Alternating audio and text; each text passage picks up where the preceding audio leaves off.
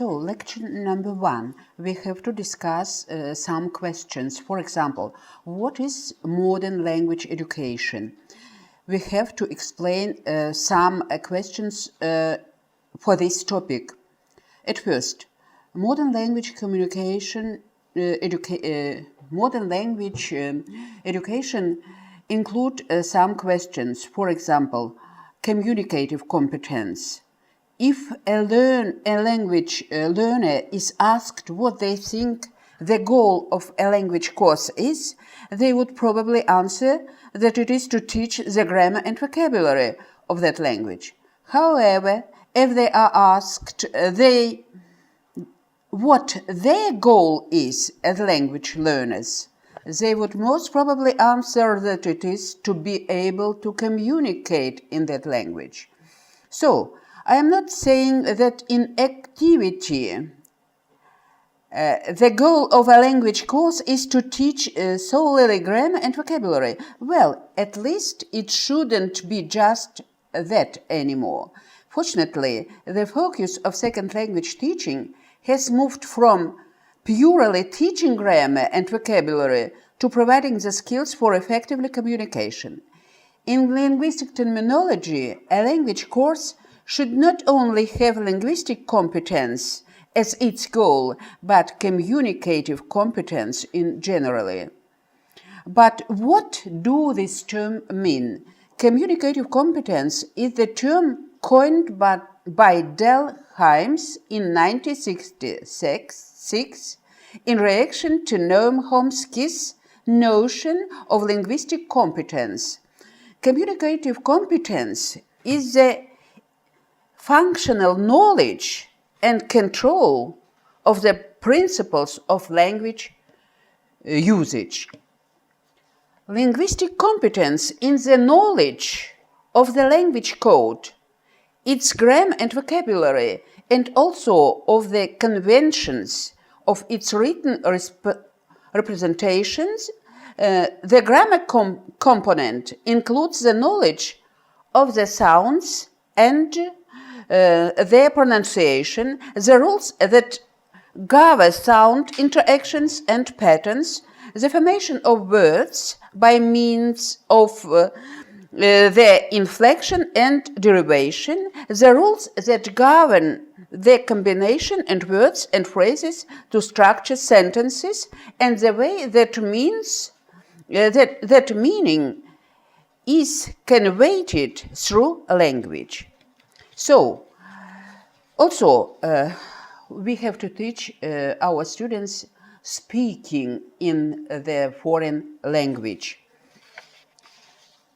Cross-cultural experience requirement. Each teacher candidate will be required to complete one cross-cultural experience.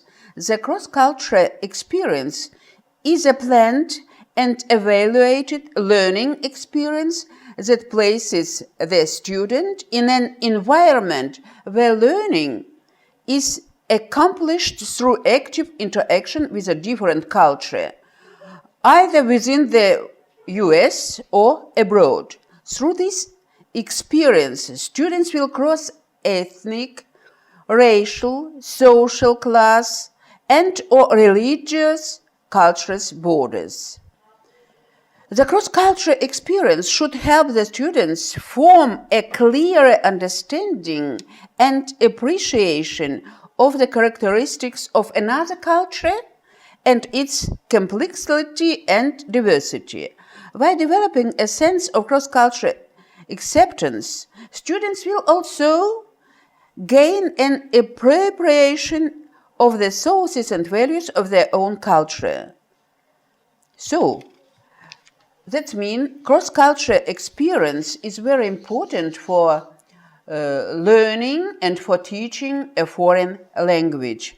The cross-cultural experience is a planned and evaluated learning experience which places the learners in an environment where learning is accomplished through active interaction with the people, language, history, and institutions of other cultures. So, multiple literacies. Multiple literacies or new literacies approach focuses not only on responding to printed text, but also understanding how texts are constructed and what meaning is conveyed through multimodal representations. We need to investigate how digital media are changing the literacy practice of our students. Ignoring this phenomenon in our classroom would be a mistake. If we do so, we run the risk of losing touch and school may become boring and irrelevant for students as a result. So, literacy practices is very important for teaching and learning a new foreign language. So,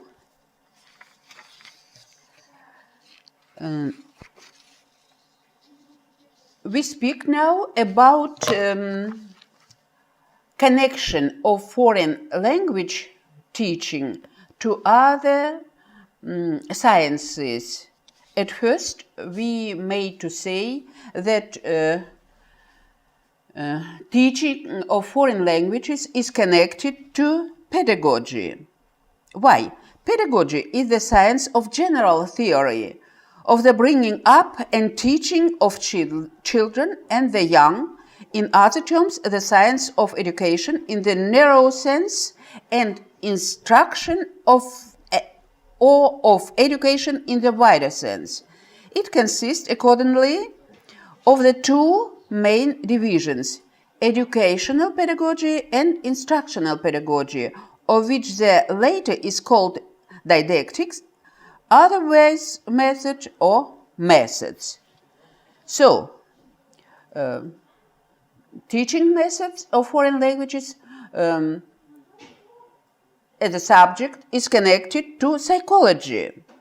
We cannot develop language skills of our pupils effectively if we do not know and take into account the psychology of habits and skills, the way of forming them, the influence of formerly acquired habits on the formation of new ones, and many other necessary factors that psychology can supply us with.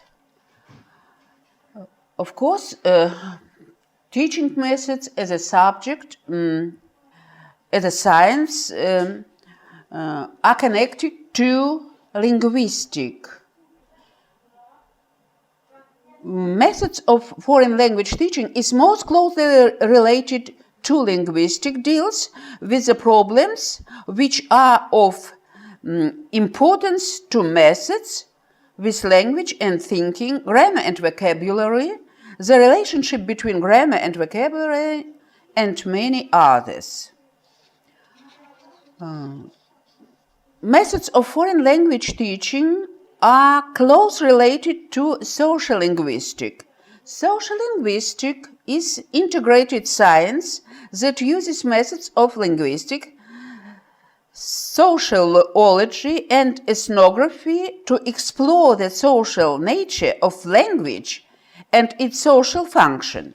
Social linguistic focuses on the society's effect on language. Language is central to social interaction in every society, regardless of location and time period. Language and social interaction have a relationship. Language shapes social interactions, and social interactions shape language. Of course, methods of foreign language teaching have relations to psychology linguistic. Psychology linguistic or psychology of language is the study of the psychological and neurobiological factors that enable humans to acquire, use, comprehend, and produce language. So, we see that methods of foreign language teaching are close connected to pedagogy, to psychology, to social linguistic, to social psychology, and to linguistic too. Next question we have to discuss is Common European Framework of Reference for Languages, Learning, Teaching, Assessment. Teaching of foreign languages has a long story, and in modern society it is important to know not only how to teach, we have to, as teachers, to know what result we will receive when we finish our course. And Common European Framework of References for Languages, Learning, Teaching, Assessment will help us to understand what level of our knowledge and skills do we have now, and what level we will receive in future. Common European Framework of References for Languages, Learning, Teaching, Assessment appeared of the end of 20th century and became very important now in the 21st century. The Common European Framework provides a common basis for the elaboration of language syllabuses, curriculum, guidelines, examinations, textbooks, etc. across Europe. So, common European references have some levels, and we have to explain a global scale of these levels. The highest level, we call it C2. It means the learner can understand with easy, visually, everything heard or read, can summarize information from different spoken and written sources, can express herself very fluently. That is the higher level of Common European references. User C1 can understand a wide range of demanding longer text and recognize implicit meaning, can express herself fluently without much obvious searching for expressions, can use language flexibly and effectively for social, academic, and professional purposes, can produce clear, well-structured, dilated text on complex subjects, showing controlled use of patterns, connectors, and cohesive devices. Level B2, the learners can understand the main ideas of complex text on both concrete and abstract topics, including technical discussions in her field of specialization, can interact with a degree of fluency that makes regular interaction with native speakers quite possible without strain for either party, can produce clear, detailed text on a wide range of subjects and explain a viewpoint on a topical issue, giving the advantage and independent disadvantage of various options. User B1. These users can understand the main points of clear standard input on similar familiar matters regularly encountered in work, school, leisure, etc. Can deal with small situations likely to arise whilst traveling in an area where the language is spoken. Can produce simple connected text on topics which are familiar or of personal interest. Can describe experiences and events, dreams, hopes, and ambitions, and briefly give reasons and explanations for opinions and plans.